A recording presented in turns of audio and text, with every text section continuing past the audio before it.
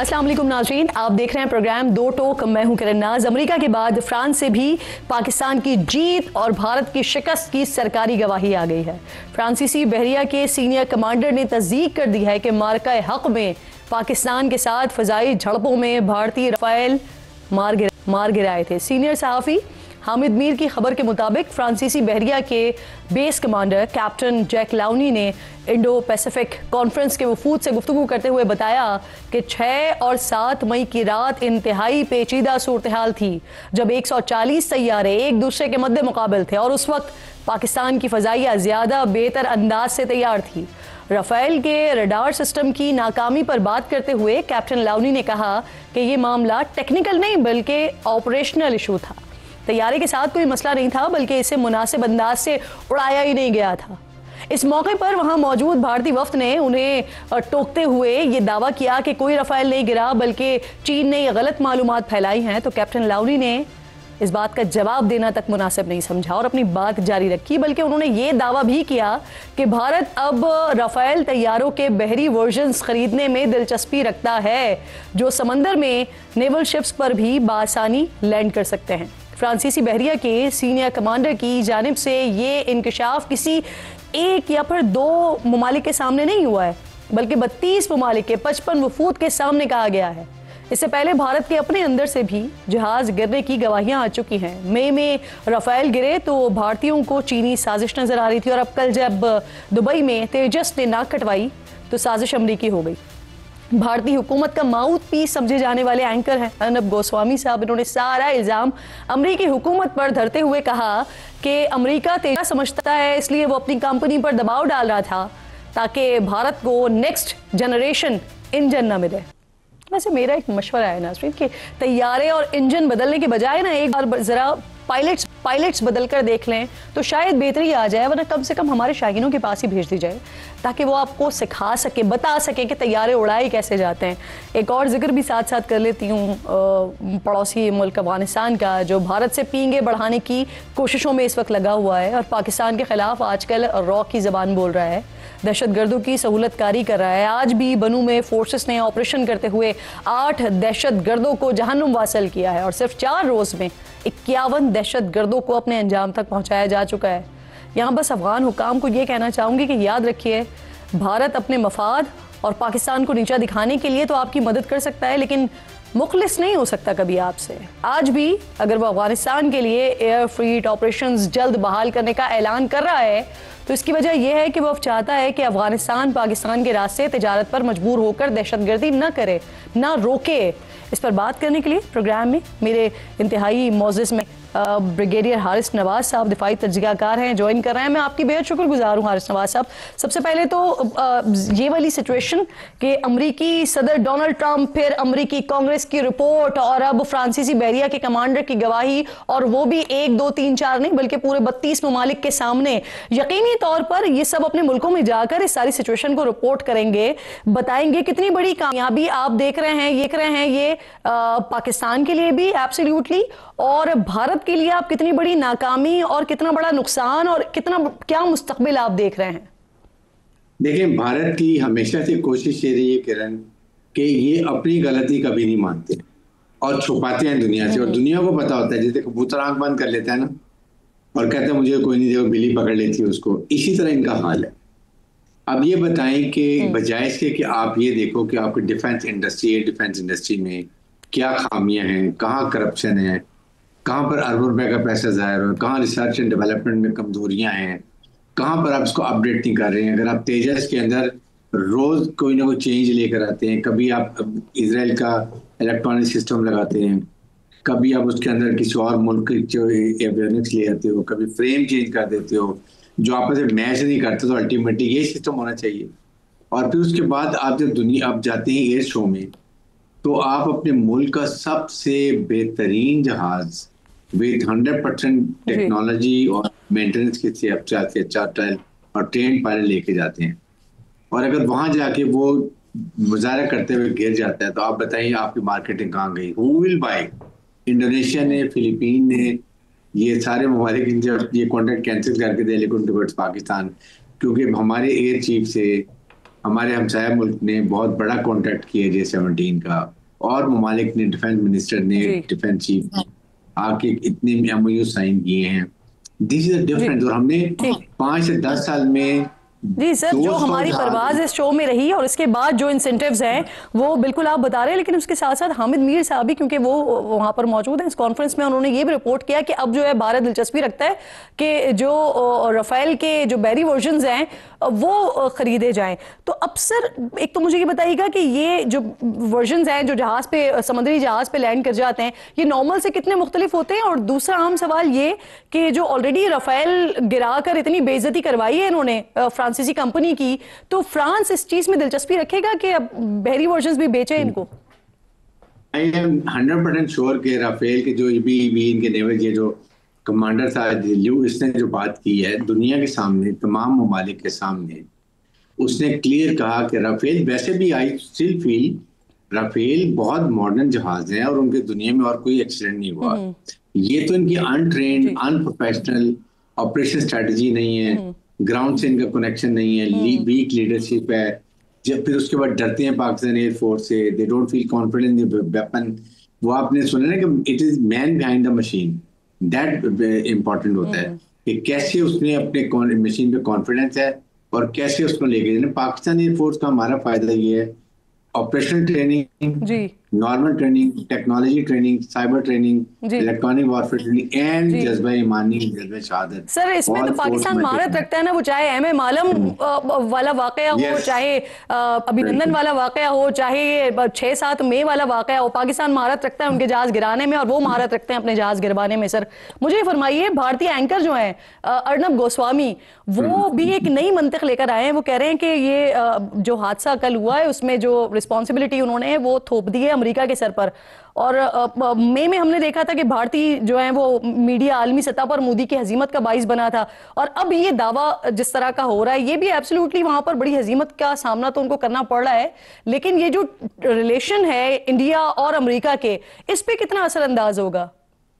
I think जिस तरीके से नागवानी शो में general Bakshi, old man, old general, हम इनकी सफाई से वो मुल्क के लिए और अपनी एक गोदी मीडिया के लिए उन्होंने झूठ बोलना शुरू कर दी है कि वो GE4 और 404 इंजन जो जनरल इलेक्ट्रिक के हैं, इलेक्ट्रॉनिक्स के हैं, आप इमेजिन करें कि वो कह रहे हैं कि अमेरिकन नहीं चाह रहे कि ये लेटेस्ट वर्जन जाए और तेजा जो है वो F-35 को या जो F-22 को या F-15 को ये थ्रेट करना शुरू करते। इमेजिन करें कितने शॉर्ट साइटेड है।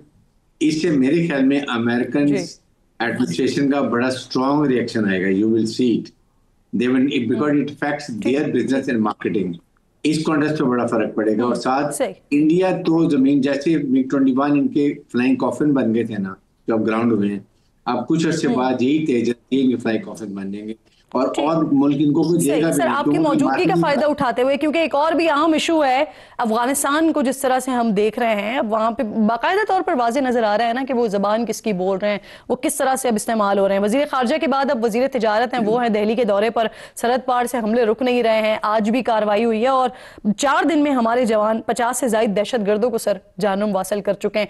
हुकूमत अपने इस मौकफ पर डटी हुई है कि जब तक अमन बहाल नहीं होता तब तक सरहदें बंद रखी जाएंगी, नहीं खोली जाएंगी। सर देखें, ये इनका इलाज इससे ज्यादा भी है। ये तो पाकिस्तान भी बहुत ख्याल कर रहे हैं। अदरवाइज मैं तो ऑनेस्टली स्ट्रांगली फील के जो हमारे कैडेट्स के ऊपर हमला हुआ है, it's attack on Pakistan youth, Pakistan के ऊपर, तो वी शुड गो फॉर जो इनके हैंडलर्स, प्लानर्स और एग्जीक्यूटर्स है, और हमारे पास सबकी लोकेशन एवरीथिंग इज देयर। इन्होंने सिर्फ ये चालाकी की कि उनको जाके सिविल पॉपुलेशन एरिया में ले गए हैं, वहाँ ह्यूमन सोर्सेज पे बिठाए कि अगर होगा हम करें तो कोलैटरल डैमेज में शोर में जाए। अदरवाइज ये इकोनॉमिक स्ट्रैंगुलेशन हमने आप शुरू की है ना, it is going to cost them hell of a lot. आप देखेंगे 2-3 हफ्ते में ये, जैसे हमने इनको मारा था ना पटकिया में, इनके गुल बहादुर उनके लोगों को, तो ये सुबह झंडे लहराए थे, ये खुद लहराएंगे। एंड दैट सर पाकिस्तान अपने मौकफ पर डटा हुआ है और पाकिस्तान को कोई नुकसान नहीं है, लेकिन जो अफगानिस्तान को नुकसान है क्योंकि ऑलरेडी उनको वो उनकी सारी तरसील यहाँ से पाकिस्तान के रास्ते हो रही होती है। अब वो ईरान का रास्ता इस्तेमाल कर रहे हैं, फिर एयर स्पेस की भी बात हो रही है, इंडिया भी जो है वो अपनी एयर स्पेस उनको दे रहा है। सर आप ये देखें किरण, ये बताएं कि नुकसान अफगानिस्तान को, पाकिस्तान इज अ बेनिफिशियरी इसमें। हमारे जो इनका 3 ट्रिलियन रुपीस का एनुअली हम सफर करते हैं इनको, बिकॉज यही गुड्स वापस पाकिस्तान में री एंटर होती हैं और आके हमारे कारोबार को, हमारे ट्रेडर्स को नुकसान पहुंचाती है। नंबर 1। नंबर 2, इसी के गाप के अंदर ये टेररिज्म होती है, स्मगलिंग होती है, नारकोटिक्स आती है, उसके बाद ये जितने इल्ज हैं वो सारे यहाँ पर होते हैं। इसकी ये होता है जो कि अभी बंद हुआ है, तो ये हमें बहुत बेनिफिट है। नंबर 2, हमारी लोकल इंडस्ट्री को बहुत फायदा होगा जी कि सर, वो मेरे हमारी प्रोग्राम में वज़ीर दिफा तो बबांग दौहल ये बात कह चुके हैं कि ये बंद ही रखनी चाहिए और पाकिस्तान को फायदा होगा, इससे नहीं खोलने चाहिए बॉर्डर्स। बहुत बहुत शुक्रिया आपका ब्रिगेडियर हारिस नवाज साहब प्रोग्राम मौजूद थे। क्विकली नाज़रीन आगे बढ़ते हैं। कौमी असम्बली के 6 और पंजाब असम्बली के 7 हलकों में ज़िमनी इलेक्शन कल होगा, जिसके लिए तमाम इंतजाम जो हैं वो मुकम्मल हो गए। सिक्योरिटी हाई अलर्ट है, फौज तलब की हुई है। इसमें जो सबसे तगड़ा मुकाबला है वो NA-18 हरीपुर में होगा, जहां से पाकिस्तान तहरीक इंसाफ की हिमायत याफ्ता साबिक अपोजिशन लीडर उमर अयूब की अहलिया शहरनाज मैदान में हैं, जिनका मुकाबला साबिक रुकने कौमी असम्बली बाबर नवाज खान से होगा। इस हलके में 2024 के इलेक्शन में उमर अयूब ने 80,000 से जायद वोट्स की लीड के साथ बाबर नवाज को शिकस्त दी थी। NA-96 फैसलाबाद में वज़ीर मुमलिकत तलाल चौधरी के भाई बिलाल बदर मैदान में हैं, जिनका मुकाबला अपनी ही पार्टी के नवाब शेर वसीर से है, जो आज़ाद हैसियत में ये इलेक्शन लड़ रहे हैं। पिछले इलेक्शन में इस हलके से PTI के हिमायत याफ्ता राय हैदर अली तकरीबन 42,000 वोट्स की लीड के साथ कामयाब हुए थे, लेकिन इस बार PTI ने इस इलेक्शन के बॉयकॉट का ऐलान किया हुआ है। पंजाब का दूसरा हलका है NA-104। यहाँ से नून लीग के राजा दानियाल और आज़ाद उम्मीदवार राना अदनान आमने सामने हैं। 2024 इलेक्शन में इस हलके से PTI के हिमायत याफ्ता साहबजादा हामिद रजा 36,000 से जायद की बढ़तरी के साथ फाते रहे थे। यहाँ भी PTI ने इलेक्शन का बॉयकॉट किया है। लाहौर का हलका है NA-129। यहाँ नून लीग के हाफिज नौमान का मुकाबला तहरीक इंसाफ के हिमायत याफ्ता अरसलान अहमद से होगा। 2024 इलेक्शन में यहाँ से मियाँ मोहम्मद अजहर 32,000 से जायद वोट्स की बढ़तरी के साथ जीते थे। NA-143 साहिवाल, यहाँ नून लीग के तुफैल जट का आज़ाद उम्मीदवार जरार अकबर चौधरी से मुकाबला होगा। 2024 इलेक्शन में यहाँ से राय हसन नवाज खान 63,000 से जायद वोट्स की बढ़तरी के साथ जीते थे। NA-185 यहाँ पर बड़ा दिलचस्प मुकाबला है। यहाँ विफाक की इत्तेहादी 2 बड़ी जमातें हैं, मुस्लिम लीग नून और पीपल्स पार्टी, ये दोनों ही आमने सामने हैं। यहाँ नून लीग ने सरदार कादिर को मैदान में उतारा है, जबकि पीपल्स पार्टी की जानिब से साबिक वज़ीर आला पंजाब दोस्त मोहम्मद खोसा उनका मुकाबला कर रहे हैं। 2024 के इलेक्शन में यहाँ से साबिक वज़ीर मुमलिकत जरताज गुल तकरीबन 33,000 वोट्स की बढ़तरी के साथ फातह ठहरी थी। कौमी असम्बली के 6 हलकों के साथ साथ पंजाब असम्बली के भी 7 हलकों में ज़िमनी इलेक्शन हो रहा है, जिसमें सरगोदा का हलका PP-73 है। फैसलाबाद के 3 हलके PP-98, PP-115 और PP-116 है। साहिवाल का हलका PP-203, मुजफ्फरगढ़ का PP-269 और मियांवाली का हलका PP-87 शामिल है। सिचुएशन क्या होने जा रही है, कल बात करने के लिए प्रोग्राम में मेरे मेहमानों में हुज़ैफा रहमान साहब वज़ीर मुमलिकत हैं, प्रोग्राम में मेरे साथ मौजूद हैं। आपको खुशामदीद कहूँगी। इंजीनियर ज़िया रहमान साहब जमीयत उलमा इस्लाम से आपका ताल्लुक़ है, मेरे इंतहाई मोअज़्ज़ज़ मेहमान हैं, मुझे ज्वाइन कर रहे हैं। और नईम हैदर पंजोता साहब प्रोग्राम में मेरे साथ मौजूद हैं। आप तीनों मोअज़्ज़ज़ मेहमानों की मैं शुक्रगुजार हूँ। हुज़ैफा साहब, आपसे बात का आगाज़ करते हैं, क्योंकि मैं आपको स्टूडियो में देख कर थोड़ी सी हैरान भी इसीलिए हुई हूँ क्योंकि आपके लिए तो बाकायदा इलेक्शन कमीशन की जानिब से नोटिस निकले हुए हैं और खबरें गर्म थी कि आपको घर तक महदूद कर दिया गया, तो आप यहाँ कैसे पहुँचे? नहीं, इलेक्शन कमीशन ऑफ पाकिस्तान ने ज़ाहिर है उन्हें इतला ये मिली कि मैं शायद कोड ऑफ कंडक्ट की वायलेशन कर रहा हूँ, हालांकि ऐसा नहीं था। पूरी NA-185 की इंतखाबी मुहिम डेरा गाजी खान में हुई जी। मैं पूरी इंतखाबी मुहिम के दौरान डेरा गाजी खान में मौजूद भी नहीं था। सिर्फ 2 दिन पहले मैं डेरा गाजी खान गया था, चूँकि जो NA-185 का दिल है वहीं पर हमारी रिहाइश है। मेरी बेगम जो है वो बीमार थी, तो आप बहुत ज्यादा कुछ नहीं कर रहे थे, सिर्फ जलसों का एहतमाम कर रहे थे। नहीं, एहतमाम नहीं और तकारीर कर रहे थे। नहीं, एक इवेंट ऐसा हुआ जो कि म्यूजिकल नाइट थी, वहां पर मैंने जो है बात की तो वो जरा उसको सियासी बात कंसिडर किया गया। और दूसरा, इलेक्शन कमीशन ने मेरा NA-185 में दाखिला बंद किया है और मुझे कल आपने कोई और बात वहां पर की थी? नहीं, सियासी बात, यानी सियासी बात करना, सियासी बात कंसिडर किया गया ना। दूसरा नहीं, वहां पर मैं आपको वजाहत कर दूं कि आप चेक करवा लें, मेरी मोबाइल की CDR निकलवा लें। NA 185 की पूरी इंतखाबी मुहिम के दौरान मैं कॉन्स्टिट्यूएंसी में भी मौजूद नहीं रहा। 21 नवंबर को कल आपने कोई जलसा नहीं किया? 21 नवंबर को सिर्फ और सिर्फ वहां पर डेरा गाजी खान में एक म्यूजिकल नाइट थी, उसी ग्राउंड के अंदर हमारे दोस्तों ने एक छोटा सा एहतमाम किया, मैंने उससे बस खिताब कर दिया, ये जो है मेरा एक जुर्म ठहरा। तो उसको जो है इलेक्शन कमीशन ने फौरन नोटिस लिया, मुझे 2 घंटे में हल्का छोड़ने का कहा। अभी इतलात मसूल हुई है कि शायद मुझे 50,000 जुर्माना भी किया है, 24 तारीख को भी मुझे तलब किया हुआ है। तो ज़ाहिर है मैं जाकर अपनी पोजीशन वाजे करूंगा, मैंने कभी कानून की खिलाफ वर्जी नहीं की, हमेशा मैं जीत रहे हैं बाप। इंशाअल्लाह ताला हम और हमारे इत्तेहादी 13 की 13 सीटों में क्लीन स्वीप करेंगे। अच्छा, हाँ, यानी इत्तेहादी में पीपल्स पार्टी भी और हमें, क्योंकि 1-2 सीट्स ऐसी हैं जहां जिस तरीके से मुजफ्फरगढ़ है वहां हमने अपने उम्मीदवार को विड्रॉ करवाया। नहीं, और अब इत्तेहादी से मुराद ये कि आपका हल्का अगर मैं देखती हूँ वहां पर, तो वहां कौन जीतेगा, मुस्लिम लीग नून या पीपल्स पार्टी? नहीं, हमारे हल्के में तो शॉर्ट मुस्लिम नून 20 से 25,000 की लीड से जीत रही है। लेकिन चूंकि मैंने इसलिए बात की कि क्लीन स्वीप मैं कहता हूं हम करेंगे, तो कल आप मेरा क्लिप चलाते हैं क्योंकि मुजफ्फरगढ़ से हमारा उम्मीदवार ही नहीं है वहां पे। पीपल्स पार्टी कहां से जीत रही है वो बता दें। पीपल्स पार्टी मुजफ्फरगढ़ से जीत रही है, वहां हम उनकी पूरी सपोर्ट कर रहे हैं। ठीक है, अलमदार कुरैशी जो है वो हमारी जमात की सपोर्ट से, और उसके अलावा पीपल्स पार्टी मेरे ख्याल से और कोई ऐसा हल्का नहीं है। यानी 12 आपकी और एक उनकी। हाँ, तो ये इत्तेहादी क्लीन स्वीप इस तरह से कर रहे हैं। नहीं, क्योंकि रनर अप को टिकट दी जाती है, ये पीडीएम के दौर से तय हुआ था, और पीएमएलएन अल्हम्दुलिल्लाह तमाम हल्कों में या जीती थी या रनर अप थी, तो इसलिए ज़ाहिर पीएमएलएन का हक था ये। सही है। नवाब वसीर को क्यों नहीं वैसे दिया गया टिकट, जब रनर अप को ही तय हो गया था कि उनको टिकट देना है? तो नवाब वसीर हमारी पार्टी का हिस्सा थे,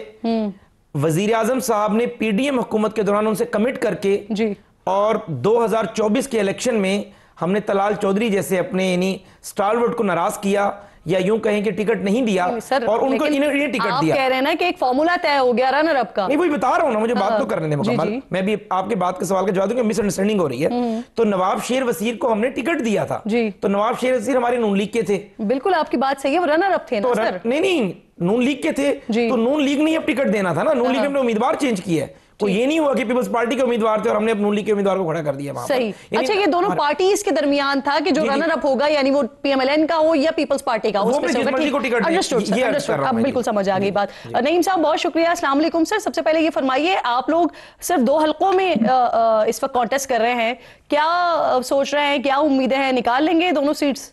ये पहले हल्के भी इमरान खान साहब के थे, ये बाकी हल्कों में जहां नहीं लड़ रहे वो भी इमरान खान साहब के हैं, क्योंकि 8 फरवरी को लोगों ने हर जगह के ऊपर, चाहे वो बैंगन था, चाहे वो जूता था, चाहे वो चिमटा था, चाहे लैपटॉप था, चाहे प्याला था, चाहे नलका था, देख देख के निशानों के ऊपर मोहरें लगाई। ये इलेक्शन 23 को होने जा रहा है। इस इलेक्शन का जरा पस मंजर देखिए कि इस इलेक्शन के अंदर भी हमें सर 2024 का जो इलेक्शन है वो सारा पस मंजर हमारी नजरों में है। मुझे ये फरमाइए कि आप कह रहे हैं कि सारी सीट्स इमरान खान की है, इस बार आप लोग फिर क्यों सिर्फ 2 सीट्स पर परफॉर्म कर रहे हैं, और लाहौर और एक हरीपुर, तो दोनों सीट्स निकाल लेंगे ये? नहीं, देखिए लाहौर जो है वो क्योंकि हमाद अजहर साहब के वालिद फौत हुए थे, इस वजह से उस सीट के ऊपर इलेक्शन लड़ा। बाकी जगहों के ऊपर इमरान खान साहब ने कहा कि हमने इलेक्शन इसलिए नहीं लड़ना क्योंकि जो सजाएं दी गई हमारे लोगों को, फैसलाबाद वहां ज़रताज गुल को दी गई है, यहाँ हामिद रजा साहब को दी गई है, तो हम सजाओं को नहीं मानते। उमर अयूब साहब को भी तो सजा हुई है। बिल्कुल, उमर अयूब साहब के हल्के के अंदर भी उन्होंने पहले यही कहा था कि वहां भी हमने नहीं देना, लेकिन बाद में मुशावरत हुई और उन्होंने अपना मौकफ उमर अयूब साहब ने भी दिया, खान साहब ने भी दिया, और फिर उस मौकफ के बाद डिसीजन ये हुआ कि इस हल्के की हद तक हम इलेक्शन लड़ेंगे। तो लिहाजा खान साहब की उसके अंदर तायद है, जिसकी वजह से फिर वो इलेक्शन के अंदर गए। हम कल गए हैं और उस जलसे के अंदर जाकर जो फाइनल जलसा था वहां हमने देखा, मैं खुद उसका आई विटनेस हूं कि जिस तरह लोग चार्ज थे, जिस तरह इमरान खान के नारे बुलंद कर रहे थे, लोगों की आंखों के अंदर इमरान खान का लाहौर और हरीपुर की दोनों सीट्स आप निकाल लेंगे। और मैं मुख्तलिफ जगहों पर गया और जगहों पर भी इमरान खान से मोहब्बत करने वाले लोग जो हैं वो बहुत बेपनाह मोहब्बत करते हैं, और उनकी वो मोहब्बत जो है वो नजर आ रही थी उनसे मुलाकात करके, उनसे मिलके, उनकी आंखों के अंदर, उनके नारों के अंदर, और वो सर मजीद आश्कार कल हो भी जाएगी ना, रिजल्ट्स के साथ भी मजीद आ जाएगी। बिल्कुल ठीक, बिल्कुल हो जाएगी, लेकिन इसमें जरूर ये बात करनी जरूरी है कि वहाँ उमर अयूब साहब के 2 निशान हैं। बिल्कुल ठीक, नहीं एक निशान है, मैं दोबारा यानी उमर अयूब साहब का निशान है, दोबारा आपकी तरफ, ठीक है जी, केतली निशान है। मैं आती हूँ दोबारा आपकी तरफ, आप पूरी इलेक्शन मुहिम कर दीजिएगा, यहाँ पर बता दीजिएगा निशानात। मुझे सिर्फ मौका दीजिए, मैं जियाउर रहमान साहब से सवाल कर लूं। आप समझते हैं कि आपका वोटर सर वैसे मुहिम का टाइम जो है ना खत्म हो गया, आपकी वजह से ना हमें ना नोटिस आ जाए सर, तो ये ना करें ना, मुहिम का टाइम खत्म हो गया है ना सर। अब वो निशानात वो सोशल मीडिया पर आ गए होंगे, लोगों को पता होगा। ज़ियाउर रहमान साहब बहुत शुक्रिया, अस्सलाम वालेकुम सर। ये JUI क्यों गायब है इलेक्शन से? खैबर पख्तूनख्वा की अगर मैं स्पेसिफिकली बात करती हूँ तो वहां तो आपका खासा वोट बैंक भी है, तो फिर NA-18 पर क्यों कॉन्टेस्ट नहीं कर रहे हैं? क्यों आप इस पूरे ही प्रोसेस से 12, 13, 14 जितनी भी सीट्स हैं इससे आप गायब हैं सर? देखिए किरण, हमारा पहले दिन से एक बड़ा एक मौक़िफ़ रहा है, वाज़ेह और क्लियर मौक़िफ़ रहा है, और वो ये है कि 2018 का इलेक्शन हो या 2024 का इलेक्शन, चाहे 2018 के इलेक्शन थे तो भी कौम के लिए नाकाबिल कबूल थे, और अब 2024 के इलेक्शन हैं तो भी वो कौम के लिए नाकाबिल कबूल हैं। अभी भी ये जो इलेक्शंस हो रहे हैं, इससे पहले भी आप देखें 8 फरवरी का इलेक्शन हुआ, तो 8 फरवरी के इलेक्शन के बाद जो उसके ज़िमनी इलेक्शंस हुए तो हमने उन इलेक्शंस का बायकॉट किया, इसी बुनियाद पर किया कि हमें इन इलेक्शंस का जो है इलेक्शन कमीशन का भी एतबार नहीं है। इस मुदाखलत के बाद आप मुझे खुद बताइए कि इन इंतखाबात का नतीजा क्या रहेगा। अब आप देखें, ये भी एक अजीब सा तजाद है कि बाकी जगहों पर तो हमारे दोस्त जो हैं वो मुस्लिम लीग नून वाले वो खुश हो रहे हैं कि जी हमारा उम्मीदवार जो है वो बड़ा उसके साथ मार्जिन के साथ जीत रहा है, और बाकी दूसरी जगहों पर जो है वो PTI ने बायकॉट किया है सिर्फ KP की हुकूमत की वजह से। हरीपुर में वो इलेक्शन में हिस्सा ले रहे हैं, तो इसका मतलब ये है कि दोनों अतराफ से उनको ये मालूम है, हुकूमत को भी ये मालूम है कि ये इलेक्शन हमें कौन जितवा रहा है, और PTI को भी मालूम है कि हमें इलेक्शन कौन हरवा रहा है। एक जगह से उनको उम्मीद है, वो हरीपुर की है, और वो समझते हैं कि हमारी हुकूमत है, शायद हम वहां से कामयाब हो जाए। लेकिन बहरहाल आप लोगों ने तो ग्राउंड ही छोड़ दिया ना, आपने भी छोड़ दिया, PTI ने भी छोड़ दिया सर। अभी आप लोग इदारों के ऊपर तनकीद कर रहे हैं सर, लेकिन इसी असेंबली ने जब वजीर आला का इंतखाब हो रहा था KP के असेंबली में, तो आप तो अदालत पहुंच गए थे लड़ने के लिए। देखिए किरण, मुझे एक बात बताइए कि आपके घर में खुदा न खास्ता कोई डाकू आ जाए और आपके घर से कोई सामान लूट के जाना चाहे, और कभी आपने किसी घर के वकील को भी ये कहते हुए सुना है कि डाकू साहब ये फलां चीज जो है रह गई है आपकी लूटने से, तो ये भी हम आपको पेश कर रहे हैं। तो ये सेम हमारी सूरत हाल है कि हमने कुछ सीटें इन डाके से बचाई हैं। अगर उन सीटों की बुनियाद पर भी अगर हम इस निजाम का हिस्सा बन रहे हैं तो ये निजाम के लिए गनीमत है। कर रहे हैं इलेक्शन कॉन्टेस्ट ना करके, तो आप यही कर रहे हैं ना सर, मैदान खाली छोड़कर आप यही तो कर रहे हैं जो भी आप मुझे कह रहे हैं। आप आज हमें वो मैदान दीजिए जिसमें इलेक्शन कमीशन आजाद हो, हम आज भी हर सीट पर मुकाबला करने के लिए तैयार हैं। आपको सर, आपको ये श्योरिटी वजीर आला के मामले में मिल गई थी क्या? नहीं, हमने तो उस वक्त भी कहा था, उम्मीदवार भी था, फिर आप अदालत भी चले गए थे। एग्जैक्टली यही सूरत हाल है किरण। देखें 18 सूबाई असेंबली की सीटें हमारी सूबाई असेंबली में मौजूद थी, वो तो मौजूद थी ना, वो तो हमारा वोट था ना, वो तो हमारा आईनी हक था। तो हमने किसी और का वोट तो नहीं लिया, हमने अपने 18 वोट लेने थे, और उन 18 वोट के लिए हम अदालत में भी गए। आपको PTI को मैदान नहीं छोड़ना चाहिए था ना सर। अब तीनों मौजूद मेहमान मेरे साथ ही मौजूद हैं, मुझे एक ब्रेक लेना है। ब्रेक के बाद जब वापस आएंगे तो ऑपोजिशन लीडर, कई दिन हो गए खाली पड़ी हुई है नशस्त, लेकिन अभी तक ऑपोजिशन लीडर नहीं हो पा रहा है एक, क्यों नहीं करने दे रही है हुकूमत? बात करते हैं ब्रेक के बाद।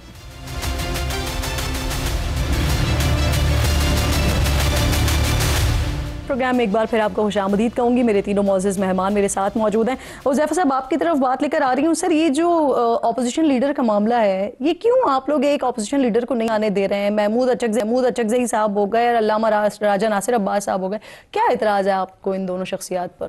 हमें किसी पे कोई एतराज़ नहीं है। बानी तहरीक इंसाफ खुद यू टर्न लेते हैं, कभी सी टर्न लेते हैं। पहले वो खुद तो तय कर लें कि उन्हें बनाना किसको है। हर 10-15 दिन बाद अपना कैंडिडेट चेंज कर देते हैं। अब सर, उन्होंने तय भी कर लिया, उन्होंने रिक्वेजिशन स्पीकर को दे भी दी। नहीं, अब तो आप लोगों की तरफ से कहा जा रहा है कि नाम तब्दील करें। देखें, पहले उन्होंने राजा नासिर अब्बास साहब को नॉमिनेट कर रहे थे, अब अचकज़ई साहब को नॉमिनेट कर रहे हैं। अभी भी सेनेट में है सर, देखिए कौमी असेंबली में महमूद खान अचकज़ई साहब कहाँ मिक्स कर रहे हैं आप? मैं वही अर्ज कर रहा हूँ कि उम्मीदवार ये अपने हमेशा चेंज करते रहते हैं, और ये इनकी आदत है। चेंज किया राजा नासिर अब्बास साहब सेनेट में हो गए, तो सेनेट के महमूद खान अचकज़ई साहब कौमी असेंबली में, अरकान असेंबली के साइन शुदा दरखास्त मौजूद है स्पीकर के पास। देखें, एक तो जो जितनी भी अरकान असेंबली हैं उनकी दरखास्त कोई लीगल बाइंडिंग नहीं है, क्योंकि इलेक्शन कमीशन ऑफ पाकिस्तान वाज़ेह कह चुकी है कि जितने भी MNAs हैं इनके वो आज़ाद हैं। ना वो सुन्नी तहरीक की है ना तहरीक इंसाफ की है। नहीं सर, तो ये फिर किसकी, ये आपकी सवाबदीद है कि जिसको चाहे ऑपोजिशन लीडर बना दे? स्पीकर की सवाबदीद है। स्पीकर ने देखना है, क्योंकि बानी तहरीक इंसाफ माजी में भी, जो मेरी बात आप अंडरस्टैंड नहीं कर सकी, पहले उन्होंने जब शिबली फराज को भी, सॉरी शिबली फराज को, उमर अयूब को भी जब बनाया था, तब भी उन्होंने 2-3 उम्मीदवार चेंज किए थे। यानी अब भी इनके जो लोग हैं, जी जी, जिनके साइन इन्होंने करके दिए हुए हैं, वो हमें आगे कुछ कहते हैं। सर मुझे नहीं समझ आ रही सर, मुझे इसलिए समझ नहीं आ रही कि ऑपोजिशन के लोग जो है वो किसी के ऊपर भी एतमाद करके कहें कि ये हमें ऑपोजिशन लीडर चाहिए, ऐसा नहीं, लेकिन स्पीकर साहब जो कहेंगे वो होगा ऑपोजिशन लीडर। ऐसा नहीं है। अगर आप एक जमात के ज़ाहिर है उस प्रोटोकॉल में आ चुके हैं, जमात को ज्वाइन कर चुके हैं, फिर पार्लिमानी लीडर जो होगा वो लेटर हेड पे लिखेगा तो पूरी जमात उसको फॉलो करेगी। अगर आपकी जमात ही मौजूद नहीं है, आपके साथ 50, 60, 70 जितने भी लोग हैं सब इंडिविजुअल कैपेसिटी रखते हैं, अगर आप एक लेटर हेड पे लिखकर भेज देते हैं कि आप महमूद खान अचकज़ई को बना दें, जबकि वही लोगों से जब उनसे अलग-अलग बुला के पूछा जाता है तो वो कहते हैं कि नहीं हम नहीं चाहते कि बने, वो किसी और नाम पे मुत्तफिक होते हैं। तो स्पीकर की सवाबदीद है कि स्पीकर वेरीफाई करे कि आया कि ये 60-70 लोग इस नाम पे मुत्तफिक भी हैं या नहीं, या स्पीकर सिर्फ इनके लेटर हेड को देखकर नॉमिनेट कर दे और उसके बाद इन्हीं में से 30-40 लोग खड़े हो जाए और कहें हमने तो उसको नॉमिनेट ही नहीं करवाया था। नहीं मैदर साहब, अच्छा दूसरी बात है, अच्छा मैं मुकम्मल कर रहा हूं। दूसरा, बानी तहरीक इंसाफ ने जब उमर अयूब को नॉमिनेट किया था तब भी 2-3 उम्मीदवारों ने चेंज किए थे। पहले वो शाह महमूद कुरैशी कभी बेटे को बना रहे थे, कभी उमर अयूब का नाम आ गया, अब भी उन्होंने अपनी जमात से बाहर एक बंदे को नॉमिनेट किया है। हमारी मालूमात ये कहती है कि इनकी जमात के बेशतर लोग इस नॉमिनेशन में मुत्तफिक नहीं है। नहीं सर, ये आपका दर्द सर थोड़ी है कि वो मुत्तफिक हो या ना हो। वो साइन नहीं, जिन लोगों ने साइन किए हुए हैं वो लोग कहते हैं कि हमारे साइन जबरदस्ती कराए गए। कौन? बहुत बेशुमार लोग हैं। 2 नाम बता देखिए, नाम मुनासिब नहीं है। स्पीकर इसको वेरीफाई जब वो कह रहे हैं तो बताएं ना। जब स्पीकर इसको नोटिफाई करेंगे, वो कह रहे हैं कि हम मुतमईन नहीं है महमूद खान अचकज़ई से, तो उनके नाम बताएं ना। नहीं, अगर स्पीकर महमूद खान अचकज़ई को नॉमिनेट नहीं करते, किसी और को करते हैं, तो स्पीकर रीजन बताएंगे ना कि इन लोगों की सपोर्ट सर यही सारी बातें ना। अब जब वजीर आला का सुहेल साहब का जब इंतखाब हो रहा था उस वक्त भी आप लोग यही बातें कर रहे थे कि हमारे साथ बहुत सारे लोग मौजूद हैं, लेकिन उसके बाद वजीर आला बन गए ना, पीटीआई के लोग नहीं नईम साहब। सर एक तो अभी हुज़ैफा साहब की बात आपने सुन ली, कल मैंने दानियाल साहब से पूछा था तो उन्होंने कहा था कि जो लार्जेस्ट पार्टी होती है उसका मेंबर होना चाहिए। तो यानी ये लोग तो महमूद खान अचकज़ई साहब के साथ नहीं जा रहे हैं, फिर क्या करेंगे आप लोग? क्या आप नाम चेंज करेंगे? क्योंकि ये ऑप्शन वो दे रहे हैं कि नाम चेंज कर लें, कल ही बना देंगे ऑपोजिशन लीडर। असल ना बात ही है कि मैं कल एक शो में बैठा हुआ था और PMLN के रहनुमा थे और वो कह रहे थे कि इमरान खान साहब की मुलाकातें हम इसलिए नहीं करवा रहे क्योंकि वो जो है ना खाने जो है ना वो मांगते हैं, देसी मुर्गे मांगते हैं। बात यह है कि इस्लामाबाद हाई कोर्ट का हुक्म है, जेल मैनुअल कहता है कि कोई कैदी आइसोलेशन के अंदर आप नहीं रख सकते, उससे उस वकला, फैमिली, रुफका की मुलाकात आपने करवानी है। और हाई कोर्ट का 3 मेंबर बेंच का फैसला वो हम लेकर जाते हैं और उसके ऊपर उनका जवाब आप देखिए, ये देख लीजिए आप, इनकी सीरियसनेस का हाल देखिए। ये कह रहे हैं जी कि उन्होंने नाम तब्दील करने हैं या पार्टी जो है वो इत्तेफाक नहीं कर रही। भाई हमारी तरफ से नॉमिनेट कर दिया गया है। आज अगर उन दोनों के नामों को तब्दील करके कोई और सॉफ्ट स्पोकन बंदा हम रिकमेंड कर देना तो फौरन उसका नोटिफिकेशन भी हो जाएगा। और जो स्पीकर की बात ये कर रहे हैं, स्पीकर किस जमात का? PTI का स्पीकर है या इंडिया का स्पीकर है? स्पीकर आपकी जमात का है जिसको 17 सीटें भी नहीं मिली थी और आपको 180 सीटें हुकूमत बनाकर दे दी गई और फिर मखसूस नशिस्तें, और अब तो पत्नी 250 तक पहुंच गए कि तरमीमे पे तरमीमे। इस बात का आपको इदराक है कि हार्ड हिटिंग करने वाला नहीं सूट करेगा हुकूमत को? अगर कोई सॉफ्ट स्पोकन मिल जाता है तो उसको फौरन बना दिया जाएगा। आपको इस बात का इदराक है? नहीं साहब आप खुल के, और आप करेंगे फिर ऐसा जो सूट करता है हुकूमत को इस तरह का कोई लाएंगे या फिर यहीं पर ही इसी पे ही स्टक रहेंगे? हुकूमत के अंदर भी हैं और आप चाहते हैं कि ऑपोजिशन लीडरान लगे ही नहीं। सोलो फ्लैट आप चाहते हैं? सोलो तो नहीं भाई चलेगा, हम रेजिस्ट करेंगे। एक अकेला बंदा भी खान ने कहा था ना कि रह जाऊंगा ना तो मैं लड़ूंगा, तो पाकिस्तान की अवाम इंशाल्लाह ताला लड़ेगी, हर माज पे लड़ेगी। और दूसरी बात जिया साहब मुझे फरमाइए, सर कुछ खबरें ऐसी आ रही हैं, नहीं साहब मुझे इजाजत दीजिए, मैं आती हूं दोबारा आपकी तरफ, मैं आती हूं दोबारा आपकी तरफ। सर मेरे पास वक्त बड़ा महदूद होता है, मैं गुजारिश करता हूं आपसे, आपका जवाब आ गया, मुझे जिया साहब से बात करने दीजिए। जिया साहब मुझे फरमाइए, इत्तलात आ रही हैं कि तहरीक तहफ़्फ़ुज़ आइन की जो सरबराही है वो महमूद खान अचकज़ई साहब से लेकर मौलाना फजल रहमान साहब को दी जा रही है। तो क्या कोई ऐसी पेशकश मौलाना साहब के पास आई है, और अगर आई है तो क्या इसे कबूल करेंगे? देखिए किरण, ऐसी कोई बात न उनकी तरफ से आई है न ये हमारे सामने मौजूद है। वो तकरीबन 15-20 दिन पहले तशरीफ लाए थे तहरीक तहफ़्फ़ुज़ आइन पाकिस्तान का वफद आया था।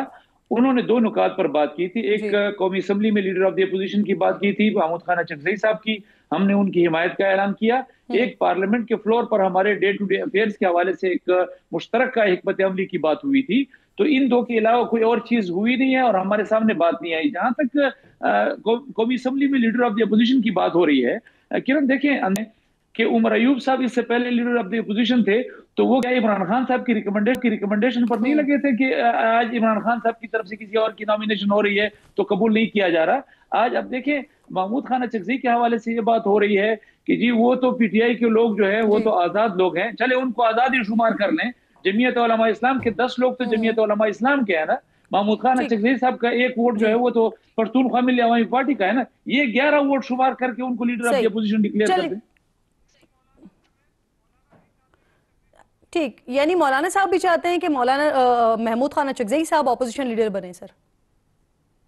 जी, बाकायदा उन्होंने तो पीटीआई के इस मौक़िफ़ को, उनकी नॉमिनेशन को सेकंड किया, उनकी हिमायत का ऐलान किया। और हम चाहते हैं कि अगर ये महमूद खान चकज़ई साहब जो है वो लीडर ऑफ द अपोजिशन बनते हैं तो ये पार्लियामेंट के लिए, कौमी असम्बली के लिए ये एक खुशायन बात होगी।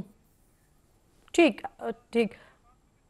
अल्लामा राजा नासिर अब्बास साहब को भी आप सेनेट में सपोर्ट कर रहे हैं सर, ऑपोजिशन लीडर के? हमारे सामने उन्होंने महमूद खान साहब की हिमायत का वो रखा था और हमने उनकी हिमायत का ऐलान किया है। अगर उनकी तरफ से राजा नासिर अब्बास साहब के हवाले से भी कोई बात आएगी तो हमारी पार्टी उस पर भी मशवरा करेगी। सही, ठीक, बहुत बहुत शुक्रिया। मौजूद मेहमान प्रोग्राम में साथ मौजूद थे। एक छोटा सा ब्रेक लीजिए नाज़रीन, ब्रेक के बाद वापस आते हैं। तो एक बड़ी अहम मुलाकात हुई है न्यूयॉर्क के मेयर और अमेरिका के सदर के दरमियान, बात करेंगे ब्रेक के बाद।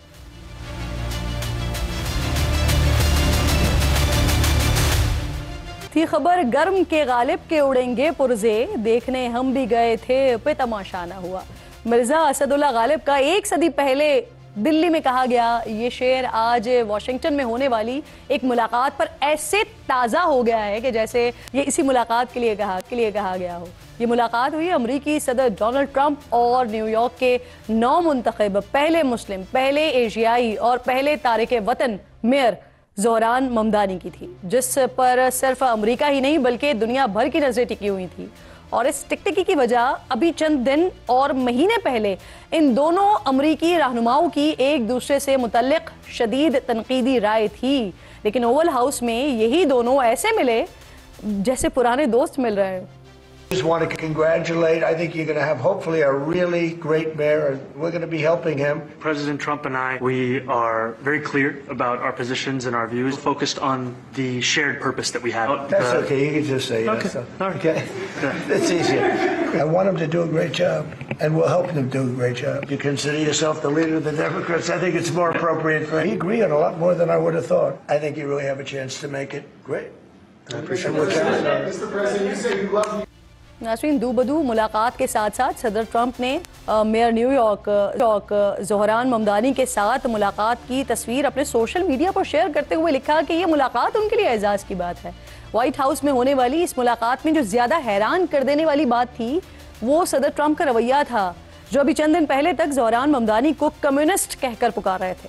ज़ोहरान ममदानी की जीत की सूरत में न्यूयॉर्क के फंड्स रोकने की धमकी दे रहे थे और बतौर मेयर न्यूयॉर्क उनकी जीत को अपने आबाई शहर के लिए बुरी खबर करार दे रहे थे और उनके नाम का भी मजाक उड़ा रहे थे। It's a disaster waiting to happen. We can't have a communist in charge. For 1,000 years, communism has not worked. I'm the one that sort of has to approve a lot of things coming to him. With a communist in charge, look, you just go back 1,000 years. Communist as the mayor of the largest city in the nation. Our opponents are offering an economic nightmare. They put America last, we put America first. And Mandami, whatever the hell his name is. We have a communist who's 33 years old, doesn't know a damn thing. Practically he's never worked a day in his life. I'm not going to send a lot of money to New York.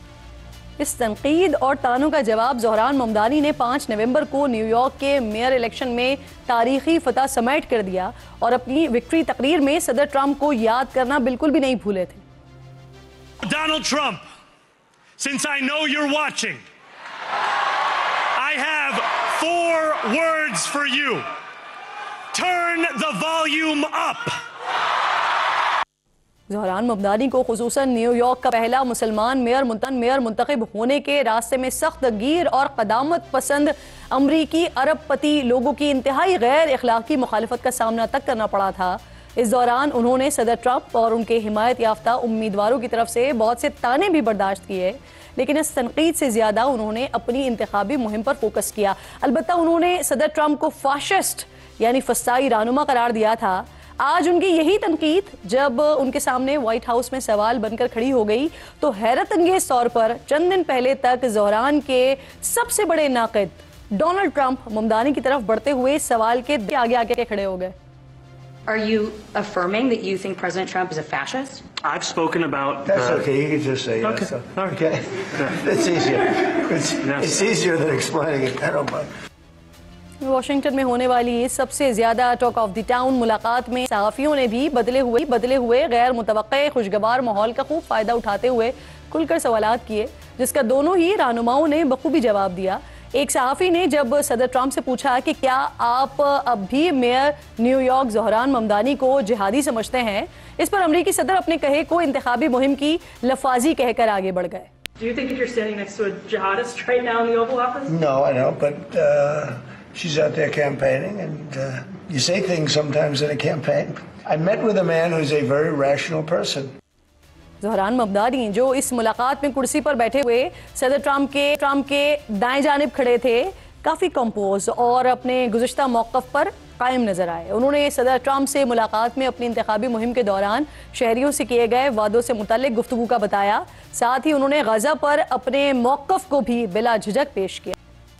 I've spoken about the Israeli government committing genocide, and I've spoken about our government funding it. And I shared with the president in our meeting about the concern that many New Yorkers have.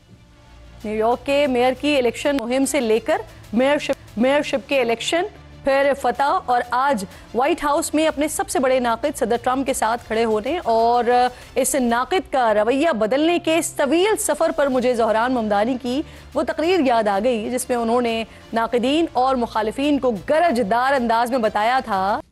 Programme का वक्त अपने अख्तिताम को पहुँचा। इंशाअल्लाह आपसे मुलाकात होगी कल। अपना और अपने मुल्क का ख़ास ख्याल रखिए। फ़लस्तीन को और मकबूजा कश्मीर को अपनी दुआओं में याद रखिए। अल्लाह ने के बाद।